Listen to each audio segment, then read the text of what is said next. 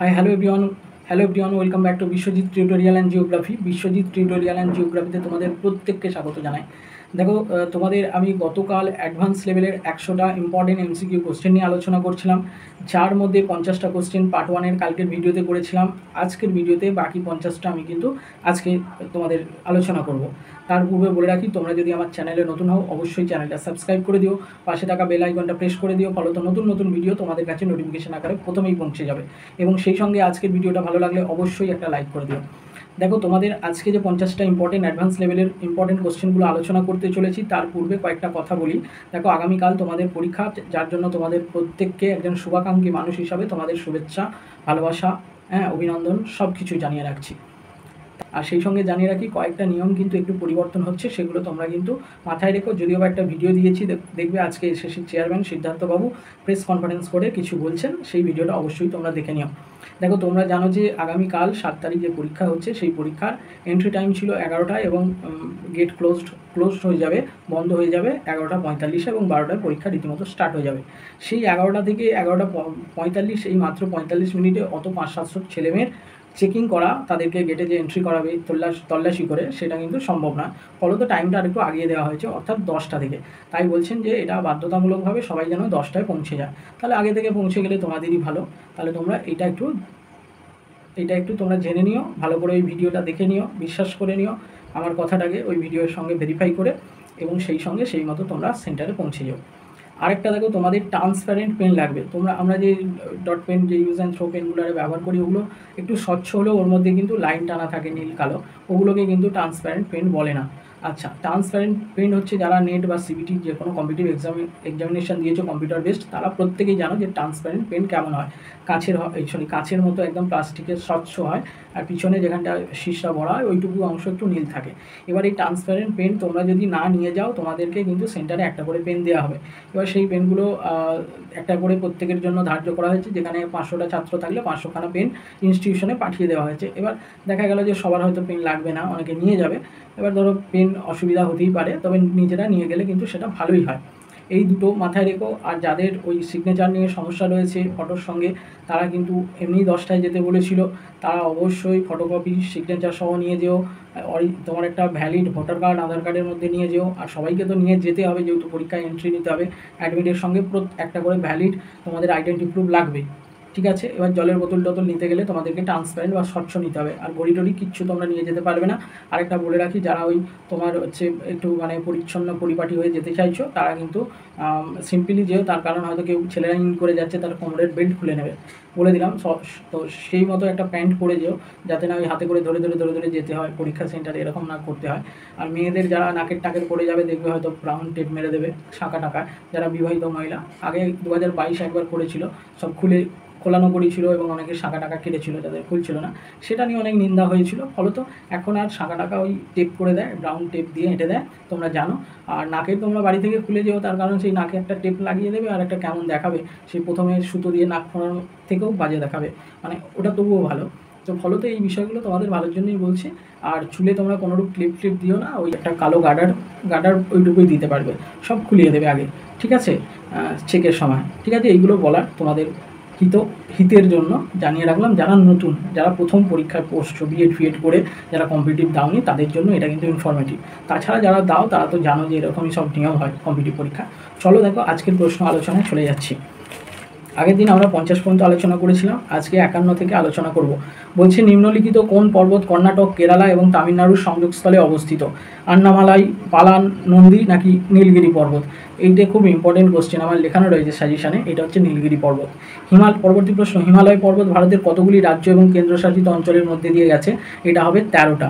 কী কী গেছে সেগুলো তোমরা একটু দেখে নিও, আমি তাও বলে দিচ্ছি। দেখো, হিমালয় পর্বত জম্মু কাশ্মীর, লাদাখ, উত্তরাখণ্ড, হিমাচল প্রদেশ, অরুণাচল প্রদেশ, মণিপুর, মিজোরাম, মেঘালয়, নাগাল্যান্ড, সিকিম, ত্রিপুরা, আসাম ও পশ্চিমবঙ্গের ওপর দিয়ে প্রায় 2500 কিমি বিস্তৃত। নিম্নলিখিত কোনটি কেবলমাত্র একটি রাজ্যের মধ্যেই বিস্তৃত? আরাবল্লী, সাতপুরা, অজন্তা, সহদ্রি? এটা হবে অজন্তা। অজন্তা শুধুমাত্র মহারাষ্ট্র রাষ্ট্রের মধ্যেই অবস্থিত। তোমরা অনেকেই বলছিলে স্যার লিখে দিলে হয়, লিখে দেওয়ার একটু সমস্যা রয়েছে, আমি আরও পড়াশোনা রয়েছে, পরীক্ষা রয়েছে, তো ফলত আমি সময় পাচ্ছি না, ঠিক আছে। তোমরা জানো, অনেকেই জানো যারা রেগুলার ভিডিও দেখছো আর কি। তো আমার সময় হচ্ছে না, সেই জন্য আমি কিন্তু বলে যাচ্ছি। যাদের ইনফরমেটিভ সত্যিই মনে হবে তারা নোট করে নিও, আর যারা এমনি দেখো ভিডিও তারাও কিন্তু দেখে মনে রাখতে পারো। দেখো পরবর্তী প্রশ্ন হচ্ছে, সেবারয় পর্বত অবস্থিত অন্ধ্রপ্রদেশ, কেরালা, কর্ণাটক না তামিলনাড়ু? এটা হয়ে যাবে তামিলনাড়ু, তাই তো? হ্যাঁ, তামিলনাড়ু। আচ্ছা দেখো, এটা হচ্ছে তামিলনাড়ুর সালেম শহরে সেবারয় পর্বত অবস্থিত। নিম্নলিখিত কোনটি মহারাষ্ট্রে অবস্থিত নয়? বালাঘাট, হরিশ্চন্দ্র, মান্ডব পর্বত না সাতমালা পর্বত? এইটা হচ্ছে মান্ডব পর্বত। মান্ডব হিলস হচ্ছে গুজরাটে অবস্থিত। পরেশনাথ পাহাড়ের উচ্চতা হলো, এটা হচ্ছে 1365 মিটার, এটা মনে রেখো। মহাদেব ড্যাশ পর্বতের অংশ? মহাদেব হচ্ছে সাতপুরা পর্বতের অংশ। 7 মহাদেব, 7টা মহাদেব, এরকমভাবে মনে রেখো, ঠিক আছে? পরপর 7টা মহাদেব, সাতপুরা থেকে মহাদেব পর্বত সাতপুরার অংশ। মাউন্ট এভারেস্ট কোথায় অবস্থিত? এটা হচ্ছে মাউন্ট এভারেস্ট নেপালে, তাই তো? আচ্ছা দেখো, তার উচ্চতা জানো তোমরা 8848 মিটার, এবং নেপালে এইটা হচ্ছে সাগর মাথা নামে পরিচিত। কোন ভারতীয় মহিলা প্রথম মাউন্ট এভারেস্ট জয় করেন? এটা হচ্ছে বাচেন্দ্রী পাল। ভারতের সর্বোচ্চ শৃঙ্গ কেটু বা গডিনোস্টিন আছে, কাঞ্চনজঙ্ঘা, নন্দাদেবী, মাউন্ট এভারেস্ট। এখানে কেটু বা গডিনোস্টিন দিয়েছে, আমরা এটা থেকে ছোটোবেলা থেকে পড়ে আসছি। এবার একটা প্রশ্ন আসে যে ভারতের মধ্যে অবস্থিত হিমালয়ের সর্বোচ্চ শৃঙ্গ, এটা হয়ে যায় কাঞ্চনজঙ্ঘা। কারণ কেটুটাকে এখন দেখা যায় যে রিসেন্ট আমরা আপডেটগুলো পড়ি, সেখানে দেখা যায় চীন অধিকৃত কাশ্মীরের মধ্যে ফেলে দেয়।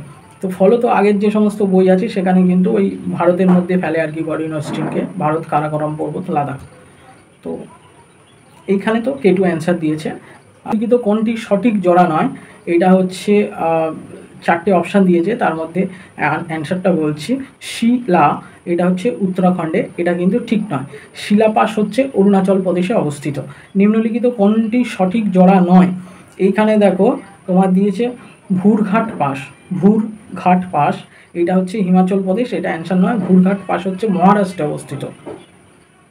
ওকে, আচ্ছা। নিম্নলিখিত কোনটি সঠিক জোড়া নয়?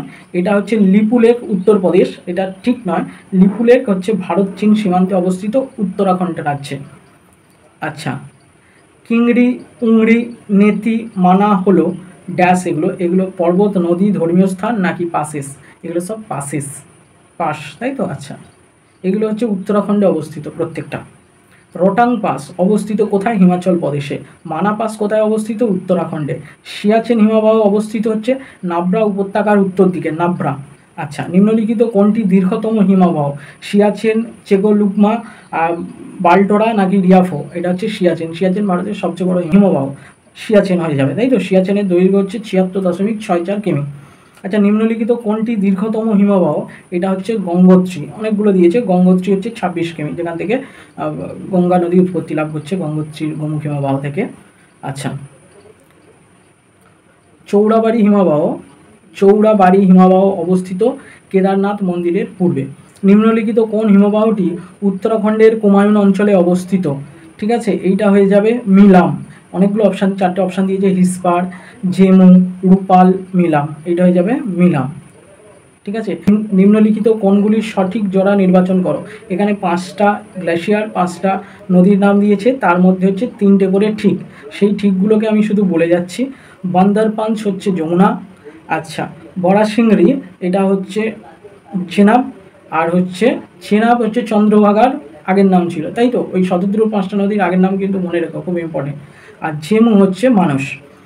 আচ্ছা, নিম্নলিখিত কোনটি মেঘালয় মালভূমির অংশ নয়? ভুবন পাহাড়, গারো পাহাড়, খাসি পাহাড়, জয়ন্তী পাহাড়? এটা হয়ে যাবে ভুবন পাহাড়। আচ্ছা, ভুবন পাহাড় হচ্ছে মিজো হিলসের। সব থেকে বেশি দীর্ঘ সামুদ্রিক তটভূমি রয়েছে গুজরাট। এই প্রশ্নটা আসে যে সবচেয়ে বৃহৎ তটভূমি রয়েছে ভারতবর্ষের কোন রাজ্যে? গুজরাট। ভারতের মোট সামুদ্রিক তট বা কোস্টাল লাইন হচ্ছে 7500 কিমি। ভারতে কতকগুলি রাজ্যে সমুদ্র উপকূল রয়েছে? 9টা রাজ্যে সমুদ্র উপকূল রয়েছে। 13টা রাজ্যের মধ্যে দিয়ে হিমালয় পর্বত গেছে, 8টা রাজ্যের মধ্যে দিয়ে কর্কটক্রান্তি রেখা গেছে। এইগুলো কিন্তু মনে রেখো। রত্নাকর বলা হয়, ভারত মহাসাগরকে রত্নাকর বলা হয়। বেশিরভাগ ক্ষেত্রে সমুদ্র তট ক্ষয়ের কারণ হচ্ছে ওয়েব বা ঢেউ। তামিলনাড়ু এবং অন্ধ্রপ্রদেশের সমুদ্র উপকূল ড্যাশ নামে পরিচিত? তামিলনাড়ু আর অন্ধ্রপ্রদেশের তোমার হচ্ছে কোন দিকটা? পূর্ব দিকটা, তাই তো? এটা হচ্ছে করমণ্ডল উপকূল। তো কোন উপকূল কৃষ্ণা নদীর অববাহিকায় অবস্থিত ও ক্যাপ কমোরিন নামে পরিচিত? নিম্নলিখিত কোন উপকূল কৃষ্ণা নদীর অববাহিকায় অবস্থিত ক্যাপ কমোডিন নামে পরিচিত? এটা হচ্ছে করমণ্ডল উপকূল। আন্দামান নিকোবর দ্বীপপুঞ্জের সর্বোচ্চ শৃঙ্গ স্যাডল পিক ড্যাশে অবস্থিত? এটা নর্থ আন্দামান, উত্তর আন্দামানে অবস্থিত। স্যাডল পিকের উচ্চতা হচ্ছে 732 মিটার, আন্দামান নিকোবর দ্বীপপুঞ্জের সর্বোচ্চ শৃঙ্গ। 10 ডিগ্রি চ্যানেল বিচ্ছিন্ন করেছে, এটা হচ্ছে আন্দামান ও নিকোবর দ্বীপপুঞ্জকে। পোক প্রণালী অবস্থিত কোথায়? ভারত এবং শ্রীলঙ্কার মধ্যে।